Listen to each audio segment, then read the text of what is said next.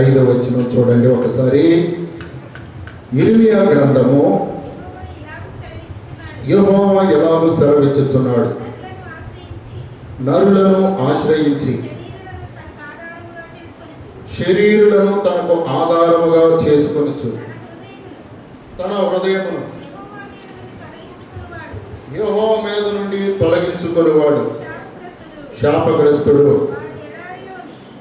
వాడు ఎడారిలోని అరోహ వృక్షం వలె ఉండును.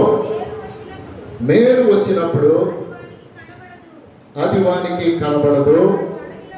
వాడు అడవిలో కాలిన నేల యందును నిర్జనమైన చవిటి భూమి యందును నివసించును.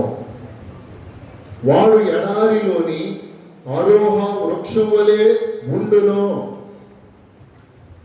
ఇర్మియా 48. ఇది అలాగే ఉంచితే 2 సార్లు 48వ అధ్యాయము 6వ వచనంలో అరోహ వృక్షము గురించి 2 పర్యాయములు నేను చాలా రీసెర్చ్ చేయగా 2 చోట్లే మనకు కనబడుతుంది బైబిల్ డిక్షనరీలో. చదవండమ్మా. అరణ్యములోని ఆరోహ వృక్షం వలె ఉండుడి. ఆరోహ వృక్షం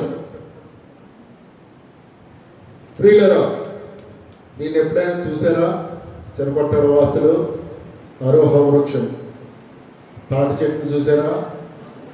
ఈత చెట్టు, డ్రాగన్ ఫ్రూట్ చెట్టు ఎంతమంది చూశారు? మన ఆంధ్రప్రదేశ్లో కూడా ఈ మధ్య నేను నందమూరి కూడా ఇక్కడికి వెళ్ళాను. పెరట్లో డ్రాగన్ చెట్టు కూడా కనపడ్డారు. ఒలివ చెట్టు చూసారా? మా సీఎం అంజూరపు చెట్టు, ఖర్జూర చెట్లు, ఓకే. ఈత కళ్ళు చూసారా? ద్రాక్ష చెట్టు కూడా చూసి ఉండవచ్చు మీరు. కానీ అరోహ వృక్షము, ఇజ్రాయేల్ దేశం కూడా నేను వెళ్ళాను, ఈజిప్ట్ వెళ్ళాను, జోర్దాను వెళ్ళాను, పాలస్తీనా, యెరూషలేము కూడా వెళ్ళినప్పుడు ఈ అరోహ వృక్షము మీద అప్పుడు నాకంత ఇది అవలేదు, కనబడలా. యెరూషలేము ఒలివ చెట్లు, ఖర్జూర చెట్లు, ఒలివ చెట్లు కలిగినటువంటి దేశం అది. ఆరోహ వృక్షము సిరియా దేశంలో సీను అరణ్యము, కాదేశు బర్నియా, షూరు అరణ్యాలు ఇజ్రాయెల్ దేశాల్లో ఉన్నాయి. షూరు అరణ్యము బైబిల్లో రాయబడింది. సీను అరణ్యము అతిపెద్ద డిజర్ట్ అది. సరే, ఆరోహ వృక్షము ఎడారిలో ఉంటుంది. దీన్ని నేను ఆరోహ వృక్షం గురించి సర్చింగ్ చేసినప్పుడు చాలా డీప్గా దీని గురించి చెప్పాలి అన్నప్పుడు ఆరోహ వృక్షం ఎలా ఉంటుంది, దాని స్వభావము, దాన్ని చూచినప్పుడు ప్రియులరా, ఇది ఎడారిలో ఉంటుంది. ఆకులు కానీ, కాయలు కానీ, పువ్వులు కానీ లేని చెట్టు, ముళ్ళు చెట్టు. ఆరోహ వృక్షం అంటే ఒక ముళ్ళు చెట్టు అని వ్రాయబడింది డిక్షనరీలో. ఒక ఫలం ఉండదు, ఒక పండు ఉండదు, ఒక పుష్పం కూడా ఉండదు. ఇది ఒక రకమైన ముళ్ళు చెట్టు, ఉపయోగం లేనిది. చెట్టు నిండా ముళ్ళే, దాని ప్రాంగణము కూడా ముళ్ళుతో నింపి ఉంటుందంట. ఆరోహ వృక్షము చెట్టంతా ముళ్ళే. ఇది ఎడారిలో ఉంటుంది, అరణ్యంలో ఉంటుంది. ఎవరైనా యాత్రికులు కొంచెం ఏమైనా అలసట ఆ చెట్టు కింద వృక్షము అని వ్రాయబడింది. ఇది వృక్షం అంటే కొన్ని వందల సంవత్సరాలు ఉండే దాన్ని వృక్షం అంటారు. చెట్టు మొక్క కొన్ని ఏండ్లు మొలిచిన దాన్ని చెట్టు మొక్క అని పిలుస్తారు. అయితే ఇది వృక్షముగా చెప్పబడి అన్నది కనుక అనేక సంవత్సరాల నుండి ఆరోహ వృక్షం ఉంటుంది. కానీ ఏ ఫలము కానీ, ఏ సువాసన కానీ, ఏ శ్రేష్టత కానీ దీనికి ఉండదంట.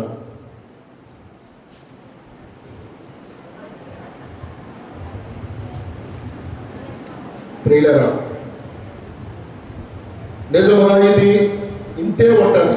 పెద్ద వృక్షం అనే పేరు కానీ కొంచెమే 3 అడుగులే ఉంటుందంట. పెద్ద బుష్ లాగా ఉంటుంది అరోహ. వృక్షముల గురించి చెబుతున్నాను.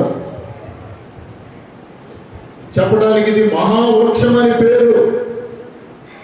కొన్ని వందల సంవత్సరాల గ్రామాల్లో ఒక చెట్టు ఉంటుంది. మన పిత్తరుడు ఒక చెట్టు, మరి ఇక్కడ ఈ గ్రామంలో ఉన్నదో లేదో కానీ మాకైతే జన్మపడిలో ఒక చింత చెట్టు ఉండేది చెరువు దగ్గర. దాని మీదకి ఎక్కేవాడు మా పాత్ర నుండి. అలాంటి వాటిని వృక్షం అంటారు. ఎన్నో ఏళ్ళ నుండి ఉన్న ఒక చెట్టును, గ్రామంలో ఒక చెట్టు ఉంటుంది. రావి చెట్టు, లేకపోతే ఒక చెప్పుకోవడానికి ఓడల మర్రి చెట్టు. ఇది అరోహ వృక్షము. ఇది వృక్షమే కానీ పెద్ద ఎత్తు కానీ ఏమాత్రమో నీడ కానీ ఇవ్వనటువంటిది. కొన్ని కిందకి వెళ్దామంటే క్రింద అన్ని ముళ్ళు రాల్చి ఉంటుందంట ఈ అరోహ వృక్షం. యాత్రికులు కిందకి వెళ్ళి కొంచెం అలసట తీర్చుకుందాము అంటే ఒక చెట్టు క్రింద అన్ని భయంకరమైన ముళ్ళు దాని నుండి రాల్చి క్రింద కూడా ఉండటానికి వీలు లేకుండా ఉండేదే అరోహ వృక్షము. ప్రియమైన దేవుని బిడ్డలారా, ఆత్మీయ కోణంలో అరోహ వృక్షములాగే ఇశ్రాయేలు ప్రజలాగా మీరు ఉన్నారు. ఉపయోగం లేని వారిగా ఉన్నారు, శాపగ్రస్తమైన వారిగా ఉన్నారు. మనము నీడనివ్వాలి, ప్రజలకు కాయనివ్వాలి, పుష్పమునివ్వాలి, సువాసననివ్వాలి. కానీ ఏ క్వాలిఫికేషన్ అరోహ వృక్షంలో ఉండదు. చెప్పుకోవటానికి పెద్ద అరోహ వృక్షమే, కానీ ఒక ఫలము, ఒక పండు, దీని నుండి ప్రజలు ఏ మాత్రం పొందుకోలేరు. ఇర్మియా కాలంలో 2 చోట్ల అరోహ వృక్షము గురించి, ఇర్మియా 17:5 6వ వచనం, ఇర్మియా 48:6వ వచనంలో 2 చోట్ల వ్రాయబడినది. ఆ రోజుల్లో ఇశ్రాయేలు ప్రజల్లో ఎవరైనా ఉపయోగం లేని వాడిని, ఏ పని పాట లేని నువ్వు అరోహ వృక్షంలో ఉన్నావరా అని సామెతగా వాడేవారంట. నీవెందుకు ఉపయోగం లేని వాడువు? ఒక అరోహ వృక్షము ఇర్మియా కాలంలో ఇది ఒక సామెతగా ఉండేది. మనం కూడా ఇప్పుడు అంటా, నువ్వు పెరిగావు చెట్లో ఏదో అని అంటూ ఉంటారు. యవనస్తులు కూడా ప్రియుల అరోహ వృక్షంలాగా కాదు, ఫలభరితముగానే ఉండాలి, ఉపయోగకరంగా ఉండాలి, ఏదో ఒకటి సాధించాలి. అరోహ వృక్షం నీడనేది ఏదైనా వెళ్ళి కూర్చుందామన్నా కింద అన్ని ముళ్ళేనంట. బాబు దీని దగ్గర ఎందుకురా కూర్చోవటం, ప్రజలంట దూరంగా వెళ్ళిపోతూ ఉంటారు. ఆ చెట్టు దగ్గర ఏమైనా ఫలమున్నా అన్ని ముళ్ళే, భయంకరమైన విషపూరితమైన అరోహ వృక్షమునకు ముళ్ళే. ఒక పుష్పము కానీ, పండు కానీ, ఫలము కానీ ఇవ్వని చెట్టే అరోహ వృక్షం. ప్రియులరా, నువ్వు ఉంటున్నావా? నీ మాటలు, జీవితము అరోహ వృక్షములాగా ఉపయోగం లేకుండా మనం ఉండకూడదు. దేవునికి, సమాజానికి, కుటుంబానికి చాలా ఉపయోగకరంగా ఉండాలి. మనం దేవుని బిడ్డలుగా మరింత ఆశీర్వాదకరంగా ఉండాలి. అరోహ వృక్షంలాగా పని పాట లేకుండా ఉండకూడదు. యవనస్తులు, మీ నుండి ఏదో ఒక ఫలము తండ్రి కోసుకోవాలి, నీ తల్లి అనుభవించాలి. ప్రియులరా, యవనస్తులు కూడా చక్కగా ఏదో ఒక రంగంలో మీరు సాధించాలి. అరోహ వృక్షంలాగా నిరుపయోగంగా, శాపగ్రస్తంగా, యూజ్లెస్ చెట్టు, ట్రీ లాగా మనం ఉండకూడదు. మరి మనం ఎలా ఉండాలి? పరమగీతములు 2వ అధ్యాయము 3వ వచనంలో చూడండి.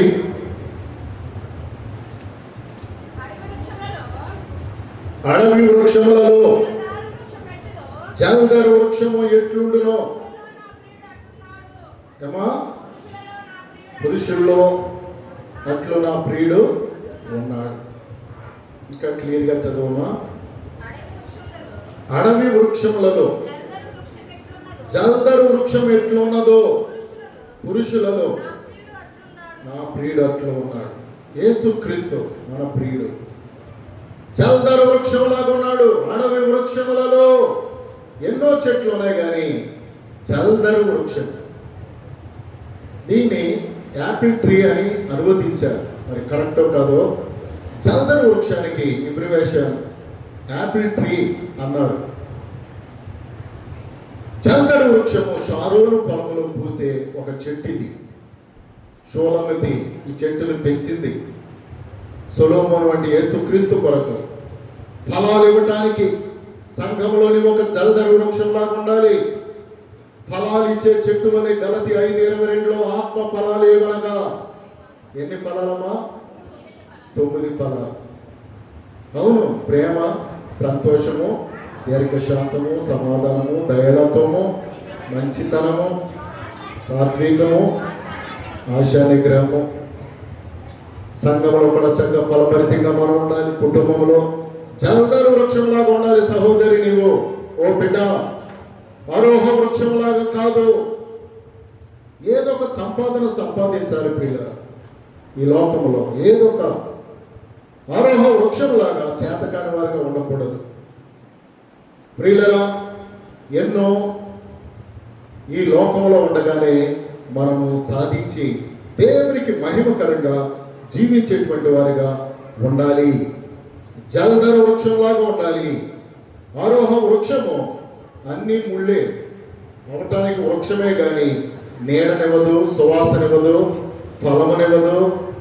ఏ మాత్రము అరణ్యంలో యాత్ర చేసే స్ట్రేంజర్స్కి, యాత్రికులకి ఈ చెట్టు దగ్గరికి వెళ్దామంటే క్రింద అయినా కూర్చుందామంటే క్రింద అన్ని ముళ్ళేనంట.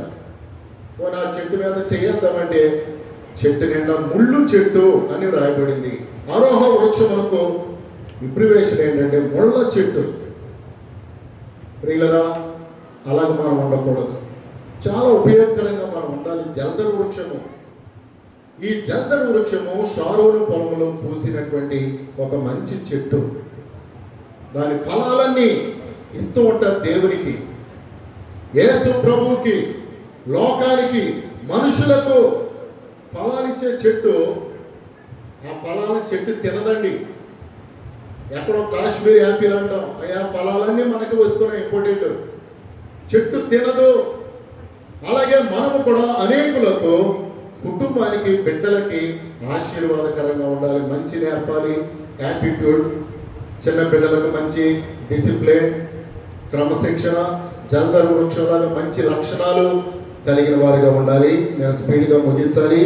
కీర్తన 92వ అధ్యాయము, కీర్తన గ్రంథము 92వ అధ్యాయం 12వ వచనం చదవండి.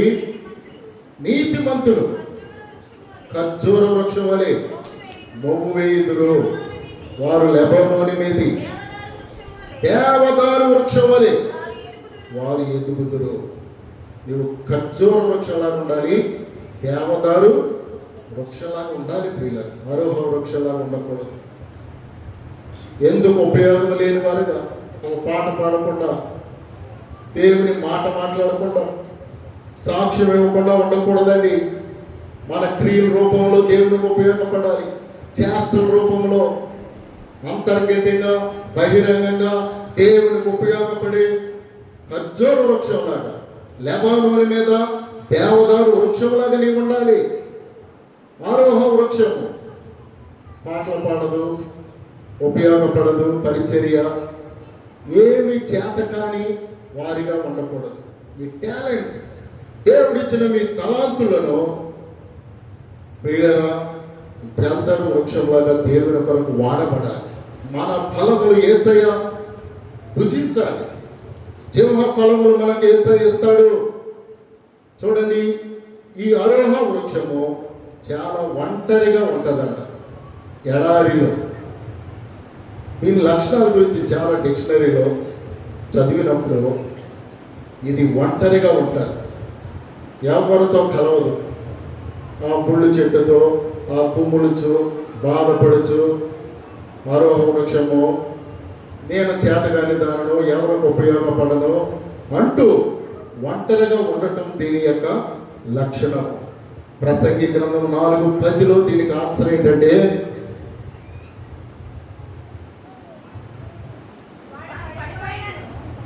వాడు పడిపోయినను అయితే ఒంటరి వాడు పడిపోయిన ఎడల వానికి శ్రమయే కలుగును. ఒంటరైన వాడు ఒకడు కలడు. వాడు పడిపోయినా లేపేవాడు ఉండరంట. అందుకని 3 పేటల తాడిగా ఉండాలి. ఎక్కడ 2-3 కూడినా నామను స్తుతిస్తారో వారి మధ్య ఉంటానని ప్రభు అన్నారు. చాలా మంది ఎవరితో కలవరు, ఒంటరి ఇల్లు మనుషులతో. ఆరోహ వృక్షం యొక్క లక్షణాలు అవి. అందరూ మమ్మల్ని వెలివేయిస్తున్నారని ఫీలింగ్. నీవు అందరిని వెలివేయిస్తున్నావేమో. చాలా మంది ఎవరితో మాట్లాడరు, పురుషులు కూడా ఎవరితో మాట్లాడినవారు. ప్రియుల ఆరోహ వృక్షంలాగా మనం ఎలాగే ఉందాం. సొసైటీలో ఉండాలి, నలుగురిని సంపాదించవాలి. మార్కు సువార్త 2వ అధ్యాయంలో ఏమన్నది, ఆ నలుగురు మనుషులు మోసుకొని వెళ్ళారు. చనిపోయినప్పుడు నలుగురైనా మోయడానికి ఉండాలండి. చాలా మంది అందరితో వైర్యమే, అందరితో కయ్యమే. వాళ్ళతో మాట్లాడిన, ఏతో మాట్లాడిన, వాళ్ళు అలా చేశారు, ఇలా చేశారు. మనం చేసిన పాపాలు ఎన్నో ఉన్నాయి. ఇవెవరో మనుషులు గుర్తెరగరు ప్రియులారా. జనరల్గా జరిగేది అందరూ నన్ను అంటారు కానీ మరి నీవెందుకు కలవు? అందరితో కలవాలి. అరోహ వృక్షంలాగా ఒంటరిగా ఉంటే. ఈ మధ్య భీమవరంలో మాకు తెలిసిన ఒక ధనవంతురాలు సోపలు అలాగే చచ్చిపోయింది. కొడుకులు అమెరికాలో ఉన్నారు, కూతుర్లో ఉన్నారు. నెల రోజులైనా చూడలేదంట. గది తలుపు తీసి బంగారు ఉంగరాలు ధరించింది సోఫా మీద. ఆమె చచ్చిపోయింది. 3 నెలలకి ఆమె డోర్ ఓపెన్ చేశారు. ఎందుకు? ఎవరితో కమ్యూనికేషన్ లేనందువల్ల. ఫోన్లో కూడా ఎవరితో మాట్లాడకపోతే, అందుకని మాట్లాడుతుండాలి. కూతుళ్ళతో, పెద్దవారితో, సొసైటీతో మనం జీవించామన్న నిదర్శనాలు మనకు ఉండాలి. ప్రియులారా, చాలా మంది అలాగే ఉంటే నీవెప్పుడు చనిపోయో కూడా ప్రజలకు తెలియదు. నలుగురు మనుషుల్ని సంపాదించుకోవాలి ఎవరైనా కానీ. ఆరోహ వృక్షంలాగా నీవు ఒంటరిగా ఉండకూడదు, అందరితో సమైక్యంగా ఉండాలి. నీకు బాధ వస్తే నలుగురు బాధపడాలి, నలుగురు కాలు తీయాలి. నీవు పడిపోయావంటే టకాటకమని అలాగే సంపాదించుకోవాలి ప్రియులారా. నాకు కూడా అందుకనే మనుషులతో, బంధువులతో రిలేషన్షిప్ అంటే నాకు చాలా అపేక్ష. అవును, మనం బాధపడితే 10 మంది స్పందించాలి. అది లోకంలో ఉండే నీ ఇమేజ్. ఎవరో పోతపోయిందని, పేడ మొదలుపోయిందనే వారిగా ఉండకూడదండి. నిజముగా పలానా వ్యక్తిగా జరిగిందంటే నలుగురు వచ్చేసేవారుగా అలాంటి ప్రేమను, ఆప్యాయతను ప్రతి ఒక్కరూ సంపాదించుకోవాలి. చనిపోతాం అందరూ ఒంటరిగా ఉన్నా, ఇలా ఉన్నా, బెకారిగా ఉన్నా. కానీ లోకంలో దేవుడు యేసు ప్రభు కీర్తి సిరియా దేశం అంతటా వ్యాపించారని వ్రాయబడింది. ఒక కీర్తి కూడా ఉండాలి లోకంలో, ఒంటరిగా కాదు. ఒక మంచివాడని ఒక పేరు అరిమత యోసేపు సంపాదించాడు. సజ్జనుడు, నీతిమంతుడు, గొప్పవాడు. కొర్నేలి, యోబు, ఊజు దేశంలోనే అబ్రహాము. ప్రియులారా, ఆ యొక్క దేశంలోనే గొప్పవాడిగా ఏమన్నారు? నీవు మా మధ్య మహారాజువై ఉన్నావు అన్నారు. ప్రియులారా, మనం కూడా అలా ఉండాలండి. ఆరోహ వృక్షంలాగా ఉండకూడదు. సంఘంలో అందరితో చక్కగా ఉండాలి, ప్రేమ కలిగిన వారిగా ఉండాలి, పలకరించుకుంటూ ఉండాలి, ఒకరి బాధల్లో ఒకరు ఉండాలి. ఆరోహ వృక్షంలాగా ఒంటరిగా ఉంటే సాగిపోతుంది లోకం. కానీ ఏమిటి? ఆరోహ వృక్షం కూడా ఏండ్ల తరబడి ఉంటుందంట. అది వృక్షమే, కానీ ఏమి ప్రయోజనం లేదు ఇశ్రాయేలు ప్రజలకి. ఒక జల్దర వృక్షంలాగా నీవు ఉండాలి. మార్కు సువార్త 4:31. ఆవగింజ చిన్నదే, యేసు ప్రభు అన్నారు. అది నాటినప్పుడు పూర మొక్కల్లో ఆవగింజ చిన్నదే గాని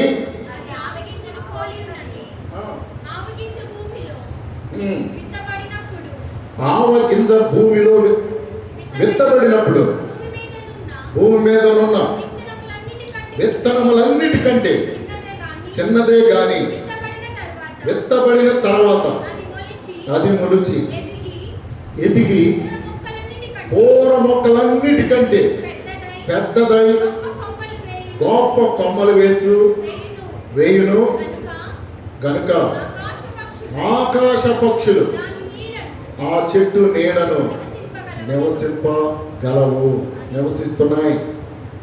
ఆవగింజ మీరు చూసే ఉంటారు, స్త్రీలు పోపులు డబ్బాలో చిన్నదే. యేసు ప్రభుది నాటినప్పుడు మొలకెత్తి కూర మొక్కలన్నిటికంటే పెద్దదవుతుందంట. ఆవగింజ పెద్ద మహావృక్షముగా ఆ చెట్టు కొమ్మల మీద ఆకాశ పక్షులు అన్నీ వచ్చి చక్కగా ఆశ్రయం పొందుతాయి. ఎవరండి మనం ఒక చిన్న ఆవగింజ చెట్టు వలె మనం ఉండాలి. ఆకాశ పక్షులు, అనాథలు, విధవరాండ్రు, పేదవారు కూడా మనం ఆశ్రయంగా ఉండాలి. ప్రియులారా, దేవుని బిడ్డలుగా మనల్ని ఆశీర్వదించిన కొలది కొద్దిమందికి దీవెనకరంగా ఉండాలి. ఆవగింజ చిన్నదే, మన జీవితాలు చిన్న స్థాయి నుండే ప్రారంభమైనవి. ఆరంభంలో మనం ఏమి పెద్ద గొప్పవాళ్ళం కాదు. నాతో సైతం చెప్పులు కూడా ఉండేవి కావు. చెప్పులు ధరించడమే గగనం. నిక్కర మాత్రం వేసుకునేవాడు నేను. ఒక ప్యాంటు ఫస్ట్ కొనుక్కునేటప్పటికి ఎంత మురిసిపోయానంటే, ప్యాంట్ వేసుకున్నానా అంత. మీరు ఇంకా దయనీయమైన పరిస్థితుల్లో ఒక్కొక్కరికి ఒక్కొక్క సాక్ష్యం. ఆవగింజ చిన్నదే, మహావృక్షముగా దేవుడు నిన్ను చేశాడు. నీ కొమ్మల నీడన ఆకాశ పక్షులు అనేకులు ఆశ్రయం ఇవ్వాలి. సంఘానికి పరిచర్యలు మనం అందించాలి. ప్రియులరా, దీవెనకరంగా మనం ఉండాలి. సమాజంలో ఆశీర్వాదకరంగా ఉండాలి. ఆవగింజ చెట్టు చిన్నది మొలకెత్తి మహావృక్షముగా. చైనా దేశంలో బ్యాంబో అనే ఒక వృక్షం ఉంటుంది. అది ఆ యజమానుడు దాన్ని కొనుక్కుని వచ్చి తన తోటలో బ్యాంబో అనే చెట్టుని నాటినప్పుడు 3 సంవత్సరాల వరకు అలాగే ఉంటుందంట. ఒక అడుగు ఎత్తు. 3 సంవత్సరాలు దానికి నీరు వేసి ఎరువు వేసి 3 సంవత్సరాలు పెంచుతారంట. 3వ సంవత్సరంలో 200 అడుగులు ఎత్తు ఈ బ్యాంబో ట్రీ, చైనాలో ప్రఖ్యాతిగాంచిన ట్రీ అని గూగుల్లో కొలతెప్పి వస్తుంది. బ్యాంబో అనే చెట్టు చాలా ఉపాధి ఇస్తారట. 200 అడుగులు ఎత్తు భయమని 1 సంవత్సరంలో పెరిగిపోతుందంట. అది టేకు మన ఇండియాలో దొరికే రోజు వుడ్ కంటే చాలా కాస్ట్లీ చెట్టు అది. ఆ చెట్టు కలిగిన యజమానుడు 3 సంవత్సరాలు ఓపికతో పెంచిన తర్వాత 3వ సంవత్సరం ఒకేసారి 200 అడుగులు ఎత్తు నుండి 300 అడుగులు ఎత్తు పెరుగుతుందంట. ఆ ఒక్క చెట్టు ఎన్నో కోట్ల రూపాయలు. దాని యొక్క చెక్కలు, సోపులు, సుగంధ ద్రవ్యాలు, అలాగే అనేకమైన మెడిసిన్స్కి, అనేకమైన సోపులకి, అనేకమైన ల్యాబ్లకి ఆ చెట్టు అంటే ఉపయోగపడుతుందంట. చాలా ఉపయోగకరంగా ఉంటుంది. ప్రియులరా, మనము కూడా ఇలాంటి బ్యాంబో వృక్షంలాగా ఆశీర్వాదకరంగా మన క్రియలు యేసు ప్రభువుకి మన కొరకు ప్రాణం పెట్టిన యేసయ్యకు ఉపయోగపడాలి. దేవుని క్రియల్లో, దేవుని కార్యాల్లో నేను ఏది చేయనని అరోహ వృక్షంలాగా ఉంటారు చాలా మంది కుదించుకొని. దేవుని క్రియల్లో, దేవుని ఫలాల్లో పార్టిసిపేట్ చేయాలి. ప్రియులారా, దేవుడిచ్చిన తలాంతులు వాడుకోవాలి.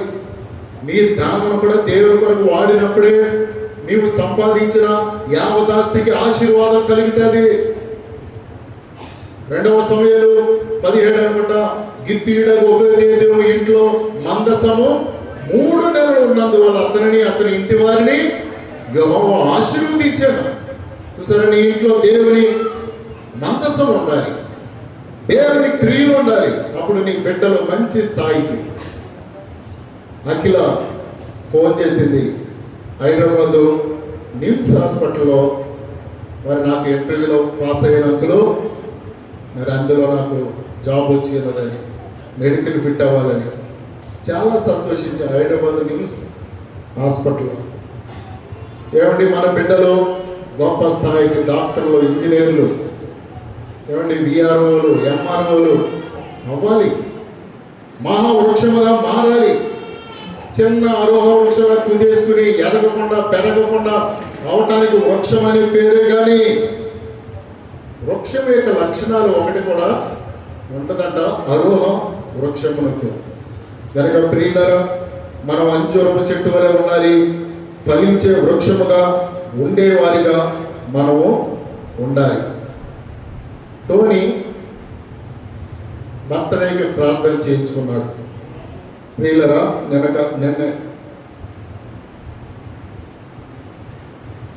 మొన్న పుట్టినరోజు అయితే మీరు అందరూ చక్కగా గ్రీటింగ్ పెట్టారు. ప్రియులరా, గ్రూప్లో కూడా అందరూ ఒక్కోసారి చూస్తూ ఉండాలి ఏం జరుగుతుందో, ఏమి యొక్క మెసేజ్లో. అది సమాచారం యొక్క ఇవ్వబడేది. ప్రియులరా, ఓకే, టోనీ మీటింగ్లకి 3 రోజులు మీటింగ్లు అంట. బట్టలు సర్దుకుంటూ మాతో ఫోన్లో మాట్లాడాడు వీడియో కాల్. ఏంటి బట్టలు సూట్ కేసులు అన్నీ సర్దుకుంటున్నామంటే మీటింగ్లు 3 రోజులు డాడీ, మరి అక్కడికి వెళ్ళిపోతున్నాను. 3 రోజులు అక్కడే ఉంటాను. సంఘంలో సేవకులకి, కొయిర్లో, మ్యూజిక్ ఆర్కెస్ట్రాలో మరి అక్కడ 3 రోజులు అక్కడే. మరి నీకు ఏమైనా అకామిడేషన్ ఇస్తారా? ఎక్కడ ఉంటామంటే ఏదో చిన్న రూమ్ ఇస్తారు. 3 రోజులు అక్కడికి వెళ్ళిపోతాం. 3 రోజులు సెలవు, పార్ట్ టైం. ప్రియులరా, ఓన్లీ మాకంటే నేను చెప్పకముందే అలాంటి ఆసక్తి. మరి అమ్మగారు ఇంకా సంతోషం, తెలుపు అక్కడే ఉండు, 3 రోజులు అక్కడే ఉండు. 200 కిలోమీటర్లు ఇక్కడ నుండి వెళ్తానికి, వాషింగ్టన్ నుండి వేరొక స్టేట్ వెళ్ళాలి. అమెరికాలో 50 స్టేట్లు ఉన్నాయండి, మనకైతే 29 రాష్ట్రాలే. అమెరికా దేశానికి వెనిజులా అని, పెన్సిల్వేనియా అని, మరి వాషింగ్టన్ అని, చాలా న్యూయార్క్ అని, ఇలా 50 రాష్ట్రాలు ఉన్నాయి. ఓకే ప్రియులరా, అవునండి, మీటింగ్లు, పార్ట్ టైం జాబ్ అన్నీ ప్రక్కన పెట్టి 3 రోజులు అక్కడ పరిచర్య చేయాలి, వెళ్ళిపోతాం బట్టలు సర్దుతున్నప్పుడు మాకు సంతోషమై. మీ పిల్లలు ఒకరోజు సెలవు పెట్టి ఏమైనా మీటింగ్ రమ్మంటే అమ్మో పడిపోతుంది ఆయన ముందు తల్లిదండ్రులు అందరిపోతున్నారు. అసలు తెల్లవారుజాము ప్రార్థన కూడా రాదు. మీరు పిల్లలే దేవుడు అయిపోయారు. మీకు పిల్లలు ఒక ప్రక్కన పడాయని ప్రియులేరు. ఒక సండే ఎత్తుకుని మా లీడియా, ఇంకా ప్రార్థన లేకపోతే నేను ఆయన కిందడై లెగిసి ఆరాధన చేయని నేను చెప్పి ఉన్నా. ప్రియుల, దేవుడికి మనం మొదటి ఇంపార్టెంట్ ఇవ్వాలి, లేకపోతే అరోహ వృక్షంలాగా వర్ధిల్లకుండా అయిపోతాం, ఆశీర్వాదం లేకుండా అయిపోతాం. గనక దేవుని సేవకుల మరి కూటానికి కూడా కొల్లేరు సేవకుల కూటానికి మీరు అందరూ చక్కగా స్పందించి నేను ఇది అని నీవు ఎంత దేవునికి పెట్టుబడి పెడితే అంతగా నీవు దీవించబడతావు. దేవుడితోనే మనము టాస్క్ చేయాలి ప్రియుల. నువ్వు 1 రెట్టు ఇస్తే 100 రెట్లు దేవుడు నీకు ఇస్తాడు, ఆరోగ్యం ఇస్తాడు, ఆయుష్ని ఇస్తాడు. నీ మీద ఉన్న చీకటి ప్రభావములు, ఆర్థిక ఇబ్బందులు అన్నిటిని కూడా తొలగిస్తాడు. దేవుని కాపుదల ఉంటుంది. యెహోవా భయభక్తులు గలవారి చుట్టూ ఆయన దూత కావలి ఉండి వారిని రక్షించును. భయభక్తులు కలిగి ఉండటం, దేవుని యొక్క క్రియలు చేయటం. గనక ప్రియమైన సహోదరులారా, ఫలిపాలంలో నిర్ణయం మారం అనే ఒక పేదల 2 కొడుకులకి చక్కగా మంచి వ్యాన్లు కొనేసి ప్రార్థనతో నిజముగా వారిని దేవుని ఎంతో పెంచుచు సేవకులకు పరిచయం చేయాలని ఆశ. ఆమెకి చిన్న కుమారుడు కూడా నిన్న వ్యాన్ కొనుక్కున్నాడు. ఎన్నంటే 14 లక్షలతో చెప్పాడు. కటిక పేదవాడు, వాళ్ళ అన్నగారు కూడా మంచి వ్యాన్ ముందు కొనుక్కున్నాడు.